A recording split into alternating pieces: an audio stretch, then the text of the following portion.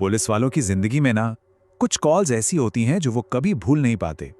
ये वो रातें होती हैं जब एक बिल्कुल नॉर्मल सा मामला अचानक कुछ ऐसा बन जाता है जिसकी कोई कल्पना भी नहीं कर सकता। तो आज हम ऐसी ही 3 सच्ची और बेहद परेशान कर देने वाली कहानियों पर नजर डालेंगे। ये शब्द हैं एक एक्सपीरियंस्ड ऑफिसर के, और यहीं से एक ऐसी कहानी की शुरुआत होती है जो बताती है कि कभी-कभी सबसे डरावनी चीजें वहां होती हैं जहां उनकी उम्मीद सबसे कम होती है, और वो अपने पीछे सिर्फ ऐसे सवाल छोड़ जाती हैं जिनका कोई जवाब नहीं होता। तो हमारी जो पहली कहानी है वो एक K9 हैंडलर और उसके कुत्ते के बीच के एक बहुत ही गहरे अटूट रिश्ते के बारे में है।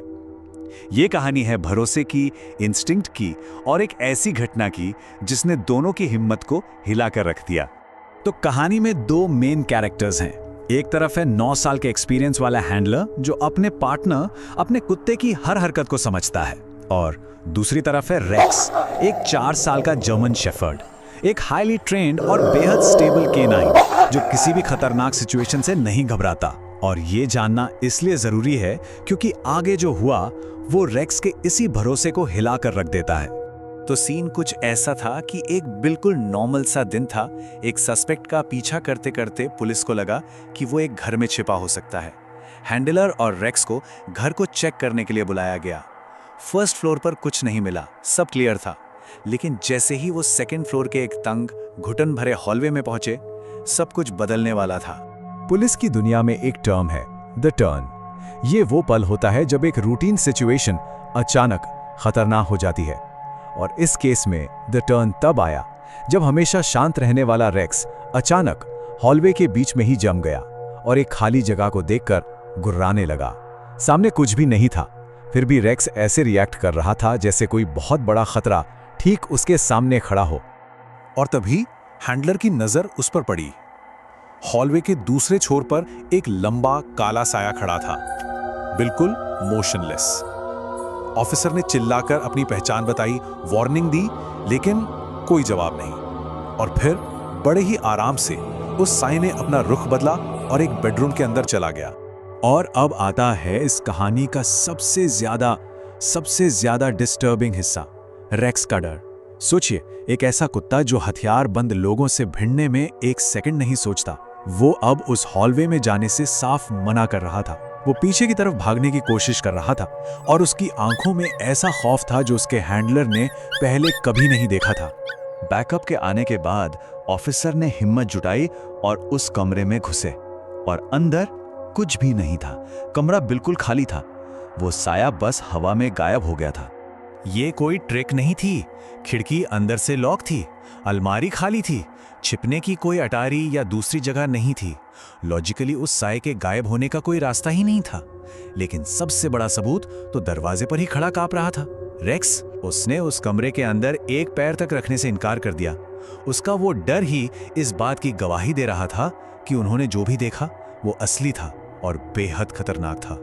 तो चलिए अब चलते हैं अपनी दूसरी कहानी की तरफ। इसकी शुरुआत होती है एक बहुत ही अजीब डिस्पैच कॉल से जो एक भयानक तूफानी रात में आती है। एक ऐसी कॉल जो एक भयानक राज से पर्दा उठाती है। रात के 2 बज रहे थे। शहर में भयंकर तूफान की वजह से लाइट नहीं थी। तभी एक कॉल आती है। एक आदमी का कहना है कि उसे किडनैप किया गया है। लेकिन सबसे अजीब बात उसकी आवाज थी। डिस्पैचर को लगा कि आवाज को डिजिटली बदला गया है क्योंकि वो एक छोटी बच्ची जैसी लग रही थी। ये कॉल अपने आप में एक रेड फ्लैग थी। जब ऑफिसर्स उस पते पर पहुंचे तो घर एकदम अंधेरे में डूबा हुआ था।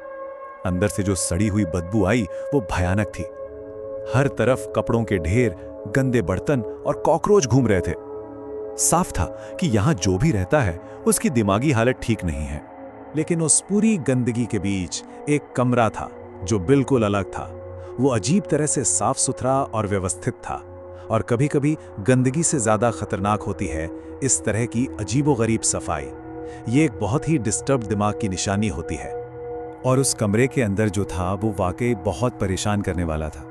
एक लाइफ साइज डॉल जिसे औरतों के कपड़े पहनाए गए थे, बड़े करीने से तय करके रखे गए महिलाओं के कपड़े, और साथ में बच्चों के खिलौने जैसे बार्बी डॉल हाउस। ये सारी चीजें मिलकर एक बहुत ही भयानक तस्वीर बना रही थी।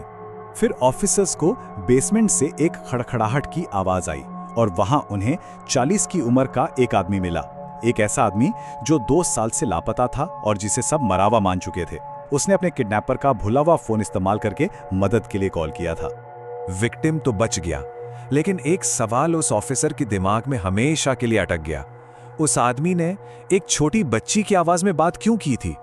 शायद उसे इतने लंबे समय तक ऐसा करने के लिए मजबूर किया गया था कि वो अपनी असली आवाज ही भूल चुका था। और अब हमारी आखिरी कहानी, जो एक देर रात की कॉल से शुरू होती है। एक पड़ोसी एक चीख सुनता है और एक अकेला ऑफिसर एक ऐसे घर की जांच करने जाता है जहां कुछ बहुत ही भयावह हो चुका है। टाइम था रात के 2:40। हल्की हल्की बारिश हो रही थी और सड़क एकदम सुनसान थी। ये वो वक्त होता है जब हर छोटी से छोटी आवाज भी गूंजती है और हर परछाई ज्यादा गहरी और डरावनी लगती है। एक 911 कॉल आती है और कट जाती है, लेकिन कटने से ठीक पहले एक औरत की चीख सुनाई देती है। जब ऑफिसर मौके पर पहुंचा तो घर का सामने का दरवाजा थोड़ा सा खुला हुआ था। ये एक सीधा इशारा था कि अंदर कुछ न कुछ तो गलत है। घर के अंदर सब नॉर्मल लग रहा था, लेकिन जब ऑफिसर ऊपर गया तो उसे बाथरूम के बाहर कालीन पर एक काला धब्बा दिखा। पहले तो लगा कोई परछाई होगी, फिर जब उसने उसे छुआ तो उसे एहसास हुआ कि वो गीला है। वो खून था और यहीं से मामला पूरी तरह बदल गया। और फिर सबूत एक एक करके मिलने लगे। बाथरूम की टाइलों पर खून के निशान। तभी नीचे से फर्श के चरमराने की आवाज आई। ऑफिसर ने देखा कि एक दरवाजा जो उसे पहले बंद लगा था अब थोड़ा सा खुला हुआ है। वो दरवाजा बेसमेंट की तरफ जा रहा था और वहां जो नजारा था वो दिल दहला देने वाला था। एक मेटल की कुर्सी, कटी हुई जिप टाई और जमीन पर बहुत सारा खून। तो ये कहानियां सिर्फ जो हुआ उसके बारे में नहीं है, ये उन सवालों के बारे में है जो पीछे छूट जाते हैं। वो सवाल जो शायद उन ऑफिसर्स को आज भी रात में जगाए रखते होंगे। तो क्या सवाल पीछे रह जाते हैं? उस खाली कमरे में आखिर ऐसा क्या था जिसने एक बहादुर केनाइन को भी डरा दिया? उस बेसमेंट से अंधेरे और बारिश में कौन गायब हो गया? और आखिर कौन सी तकलीफ किसी इंसान से उसकी अपनी आवाज ही छीन लेती है? शायद इन सवालों के जवाब कभी नहीं मिलेंगे। और आखिर में ना बस एक ही कड़वी सच्चाई समझ में आती है। ये कहानी हमें याद दिलाती हैं कि असली डर वो किसी सुनसान भूतहा जगह पर नहीं होता। वो अक्सर हमारे ठीक बगल में सबसे नॉर्मल दिखने वाले घरों के बंद दरवाजों के पीछे छिपा होता है।